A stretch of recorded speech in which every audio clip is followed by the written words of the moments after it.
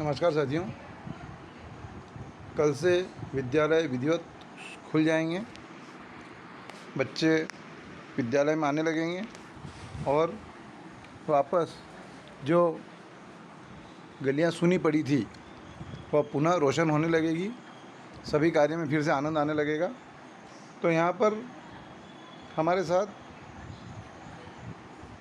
एक कॉम्प्लिकेशन ये रहता है कि हम अकादमिक कार्य तो पूर्ण कर देते हैं, लेकिन प्रशासनिक कार्य में हम पीछे रह जाते हैं। जब भी कोई अधिकारी हमारे विद्यालय में जांच के लिए आते हैं तो कभी भी किसी शिक्षक साथी को आज तक अकादमिक कार्य के लिए, पढ़ाई के लिए, कोर्स पूरा करने के लिए, कॉपी चेक, इस तरह का कभी भी कोई नोटिस आज तक नहीं मिला है। नोटिस मिलेगा अगर तो एमडीएम से संबंधित, उपस्थिति संबंधित, गणवेश, साइकिल, छात्रवृत्ति, जो भी दुनिया की चीज़ें हैं उनके लिए नोटिस मिलेगा। तो यहाँ ये है कि हम पढ़ाने का काम तो बहुत व्यवस्थित कर रहे हैं, लेकिन अन्य कार्य में हम पिछड़ जाते हैं, अन्य कार्य में हम पूर्ण नहीं कर पाते हैं, जिसके कारण हमें नोटिस मिलता है। तो यहाँ पर विद्यालय जब खुल जाएंगे तो विद्यालय खुलने के बाद हमें बहुत सारे या यूँ कहें विद्यालय का रिकॉर्ड हमें कंप्लीट करना रहेगा। कौन कौन से दस्तावेज कंप्लीट करना है और उनका फॉर्मेट क्या है, ये हम आपको बताने जा रहे हैं। यहाँ पर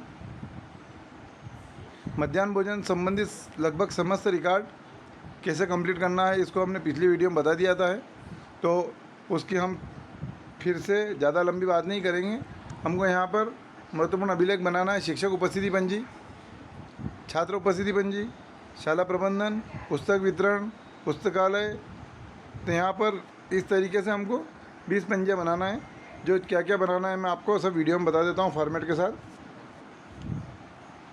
तो 20 पंजियों में शिक्षक उपस्थिति, छात्र उपस्थिति, यह सब पंजियाँ हमारे पास बाज़ार में रेडीमेड मिलती है। इनमें कोई अलग से कुछ करने की आवश्यकता नहीं पड़ती है। तो और शाला प्रबंधन समिति का जो रजिस्टर है उसमें जो हम मासिक बैठक के लिए एजेंडा निकालते हैं और एजेंडा निकालने के बाद उसकी बैठक आयोजित करते हैं, जो हम करते आ रहे हैं वो हमें करना ही है। इसके अलावा हम बात करते हैं, सबसे पहले एक रजिस्टर बनाना हमको निःशुल्क पुस्तक प्राप्ति का। जो पुस्तक हमें प्राप्त हुई, पाठ्य पुस्तकें, उसकी प्राप्ति का हमें रजिस्टर बनाना है। किस तरीके से बनाना है, उसका फॉर्मेट रहेगा क्रमांक 1 2 3 4, दिनांक, जिस तारीख को हमको पुस्तकें रिसीव हुई है। यहाँ पर कक्षा का नाम आएगा, कक्षा के नाम के साथ उसके जितने विषय आ जाएंगे। मान लो प्राइमरी के हैं तो 4 विषय आ जाएंगे, मिडिल के हैं तो 6 विषय, और भी कोई अतिरिक्त पुस्तकें हमें प्राप्त होती है 8 ग्रेड वगैरह, तो इसमें हम जोड़ सकते हैं। तो यहाँ पर हिंदी के लिए प्राप्त कितनी हुई है, वितरित कितनी हुई है और आवश्यकता कितनी है, और आवश्यकता के साथ एक और कॉलम आ जाएगा अतिरिक्त पुस्तक। मतलब हमारे पास अगर कोई ज़्यादा पुस्तक आ गई है तो यहाँ पर उसकी जानकारी आ जाएगी। तो कक्षा 1 में हिंदी में जितनी पुस्तकें प्राप्त हुई है वो, उसमें से वितरित कितनी हुई उनको घटा के, अगर पुस्तकें कम आई है तो आवश्यक पुस्तकों में जानकारी आ जाएगी, और अगर ज़्यादा है तो अतिरिक्त पुस्तकें हमारे पास आ जाएगी। इस तरीके से कक्षा 1 2 3 4 5 6 7 8 9 10 जो भी हमारे पास है, जितनी कक्षाएँ हैं, उन सब का हमें रिकॉर्ड रखना है। यहाँ पर दिनांक से मतलब ये है कि पुस्तकें जो है इस बार इस सत्र में कुछ पुस्तकें पहले राउंड में आई है, कुछ सेकंड राउंड में आई, तो जिस दिनांक में प्राप्त हो रही है उस तारीख में हमको उस दिनांक में इसकी एंट्री कर देना है। तो इस तरीके से पुस्तक प्राप्ति का रजिस्टर हो जाएगा निःशुल्क का। उसके बाद अगला नंबर आता है रसोइये की उपस्थिति पंजी। इसके बारे में हमने पिछले वीडियो में बात कर ली है, तो इस वीडियो के अंत में उसकी लिंक आपको नज़र आएगी, आप चाहें तो फिर से उस वीडियो को देख सकते हैं। उसके बाद नंबर आता है खाद्यान्न की उपलब्धता, निरीक्षणकर्ता की पंजी। तो यह भी एमडीएम से संबंधित है, इसका हमने पिछले वीडियो में आपको बता दिया है, इसमें भी अगर आप चाहें तो देख सकते हैं। चौथे नंबर पर आएगी आपकी रसोइये का स्वास्थ्य परीक्षण। इसके बारे में मैंने पिछले वीडियो में चर्चा कर ली है, तो उससे आप देख सकते हैं। अगली शीट आ रही है आपकी कि माताओं का रोस्टर रजिस्टर। प्रत्येक दिन, प्रत्येक कार्य दिवस को किसी एक बच्चे की माता को बुलाया जाना है, उसे भोजन कराना है और भोजन कराकर उसकी टीप यहाँ पर अंकित कराई जानी है और हस्ताक्षर लेना है। इस प्रकार से रजिस्टर बनाना है। तो यह भी उस पिछले वीडियो में बता रखा आपको विस्तारपूर्वक इसका। खाद्यान्न प्राप्ति का रजिस्टर है, वो भी हमने पिछले वीडियो में आपको बताया था। उसके बाद आता है पुस्तक वितरण की पंजी।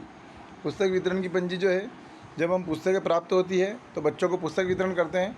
तो यहाँ पर क्रमांक में क्रमांक आ जाएंगे, ऊपर कक्षा आ जाएगी, 1 2 3 4 5 6 जो भी कक्षा का बच्चा हो, विद्यार्थी का नाम आ जाएगा। उसे हिंदी की पुस्तक मिली है तो यस लिख देंगे या राइट का निशान लगा देंगे, गणित की यस, तो इस तरह से राइट का निशान लगाते जाएंगे और उसे जो पुस्तकें मिलती जाएगी उन सब पर राइट का निशान लगा के उससे हस्ताक्षर ले लेंगे और हस्ताक्षर के नीचे उसका दिनांक डाल देंगे। तो यहाँ पर इस तरीके से हम पुस्तक को वितरण की पंजी हमको बनाना है। तो ये कक्षावार बनेगी, अलग अलग एक रजिस्टर में नाम लिख के बना सकते हैं। उसके बाद बनाना पुस्तकालय पंजी। पुस्तकालय पंजी से मतलब है कि जो पुस्तकालय में हमारे पास जो पुस्तकें हैं वो जब बच्चे पढ़ने के लिए घर ले जाते हैं या आधी छुट्टी में पढ़ते हैं तो उनके लिए एक पंजी बनाना है, कुछ रिकॉर्ड हमारे पास होना चाहिए। वैसे तो बहुत सारे स्कूलों में हमने देखा है कि वो कक्षा में एक तार बांधकर उसमें सभी पुस्तकें लगा देते हैं और बच्चे अपनी इच्छा से उन पुस्तकों को लेकर पढ़ लेते हैं और पुनः वहीं रख देते हैं। लेकिन थोड़ा बहुत रिकॉर्ड बच्चों को वितरण करने का हमारे पास होना चाहिए। तो यहाँ पर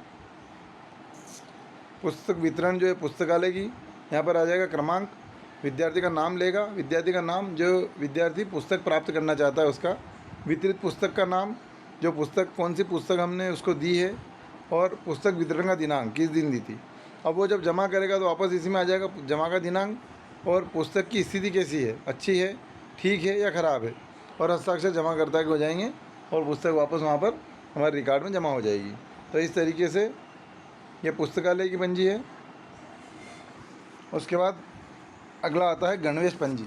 गणवेश वितरण पंजी से मतलब ये है कि अगर कभी गणवेश अगर ऑफलाइन वितरण होती है शासन के द्वारा बनाकर, तो ये रजिस्टर हमको इसका मेंटेन करना है। और यदि शासन बच्चों के अकाउंट में तय राशि डाल देता है तो फिर इसका रिकॉर्ड रखने की हमको आवश्यकता नहीं है। तो यहाँ पर क्रमांक, नाम विद्यार्थी, गणवेश के सेट कितने प्राप्त हुए और हस्ताक्षर, और यहाँ पर ऊपर सत्र आ जाएगा इसका, कौन से सत्र का है ये। तो इस तरीके से यदि गणवेश ऑफलाइन प्राप्त होती है तो हमको यह रिकॉर्ड रखना आवश्यक रहेगा।